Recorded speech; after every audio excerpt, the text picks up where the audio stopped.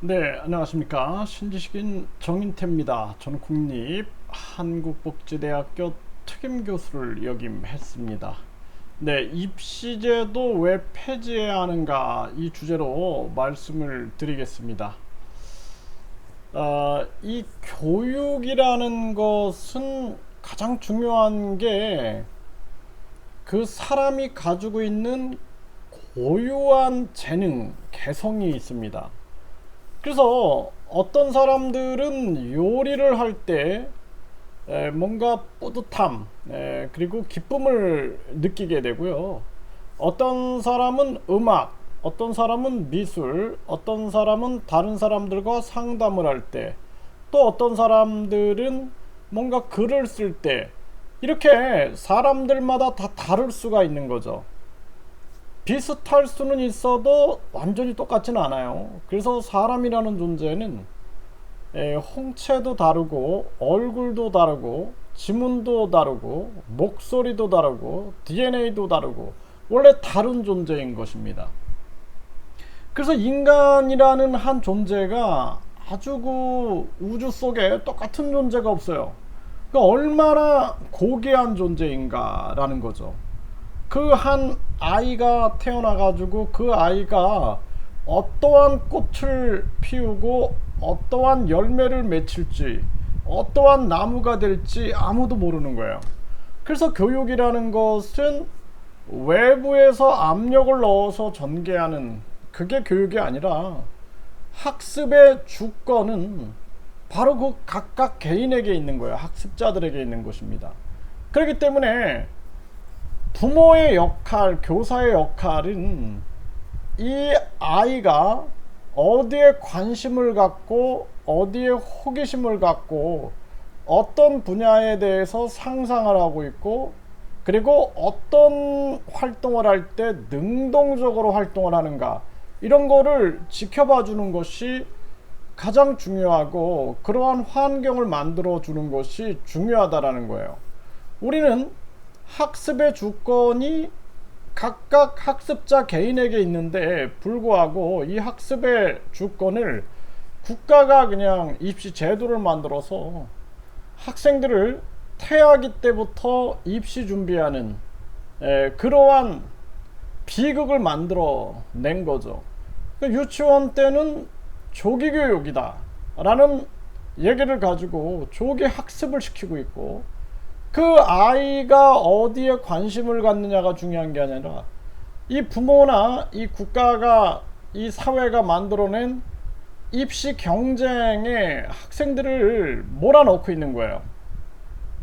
그렇게 해서 초등학교, 중학교, 고등학교 아주 불행한 시기를 보내게 됩니다.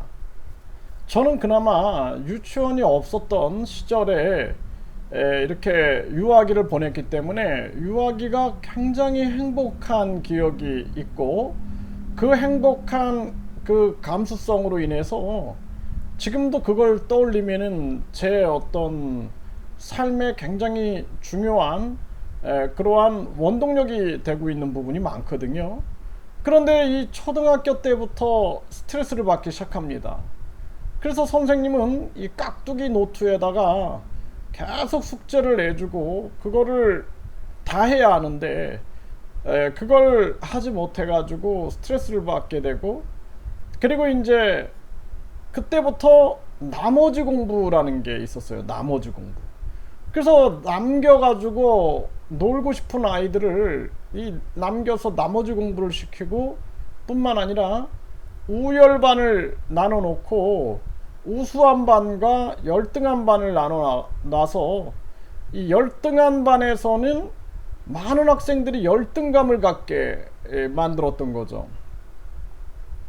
그래서 마치 어떤 학생들은 음악을 잘하고 어떤 학생들은 상담을 잘하고 어떤 학생들은 친구들과 잘 놀고 어떤 학생들은 운동을 잘하고 이렇게 평가되는 게 아니라 종합적으로 사회나 국가나 기득권이 만들어낸 그러한 평가 도구를 가지고 학생들을 공부 잘하는 우월한 학생, 열등한 학생으로 나눠놔서 그 개개인이 가지고 있는 고유한 그 고유성이 완전히 짓밟히고 있는 것이, 그것이 지금의 입시 제도가 만들어낸 폐해다라는 거예요.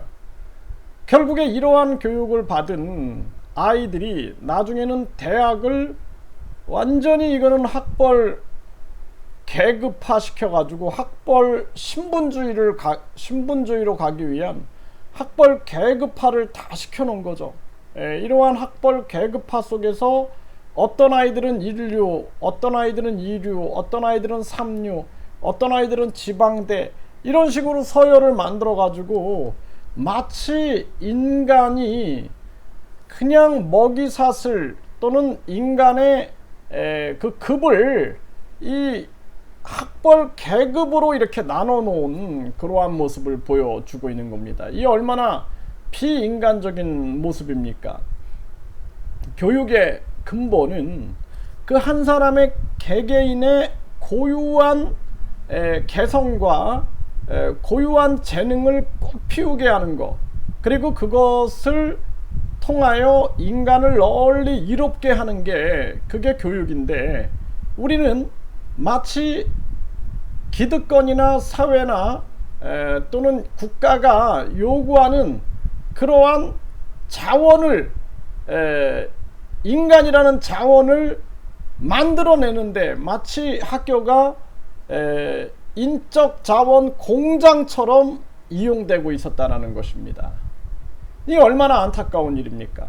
저는 대한민국에서 많은 노벨상이 나왔으면 좋겠는데 지금 교육 구조에서는 안 된다.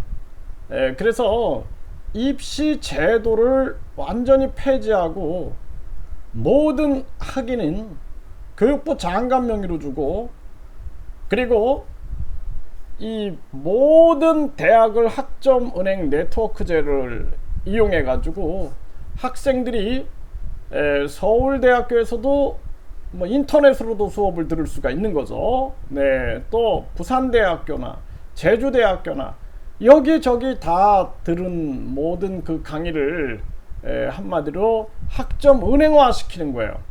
그리고 이 학벌주의나 이 학벌 계급주의가 아닌 우리가 학습자 주권을 위하여 또 우리가 공부라는 것이 이게 교실에서만 공부하는 게 공부가 아닙니다. 그렇기 때문에 어떤 기업에서 1년을 근무했다 그러면은 그 또한 30학점으로 인정을 해준다든지, 봉사활동을 15시간을 했다, 이 또한 1학점으로 인정을 해준다든지, 그래서 이러한 부분들이 다 하나의 공부다라는 거예요.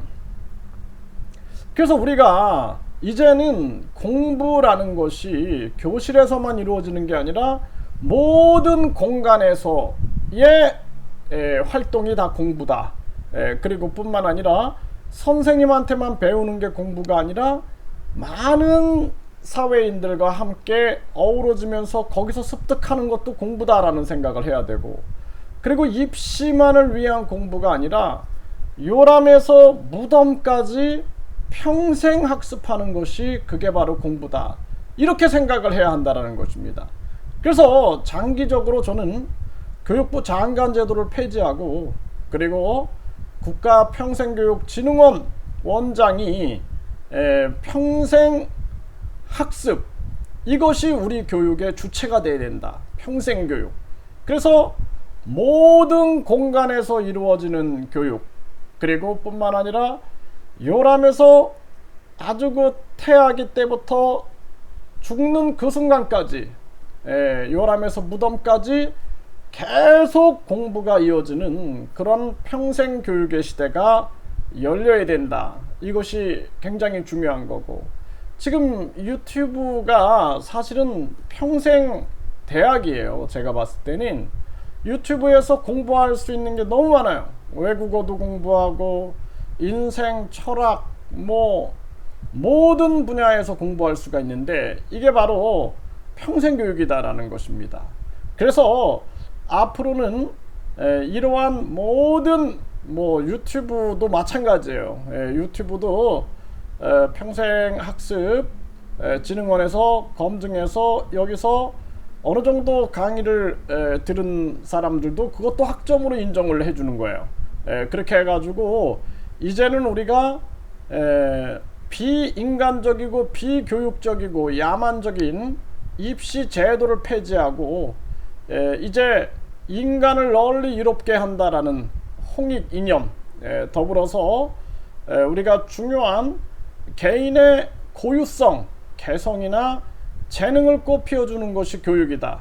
그래서 교육이라는 것은 학습자, 그 학습자가 학습의 주권을 가지고 있다는 것, 이것을 우리가 잊어서는 안 되고, 교사나 부모 그리고 국가 사회는 그 고유하고 소중한 한 사람이 그 존엄한 존재가 인간의 존엄성을 존중받는 그러한 교육이 돼야 하고, 그 존엄한 존재가 자신의 개성과 고유성, 재능을 꽃피워 가지고 세계적인 인재가 되는, 그래서 세계적 노벨상이 대한민국에서 많이 터져 나오는 그러한 교육이 돼야 된다.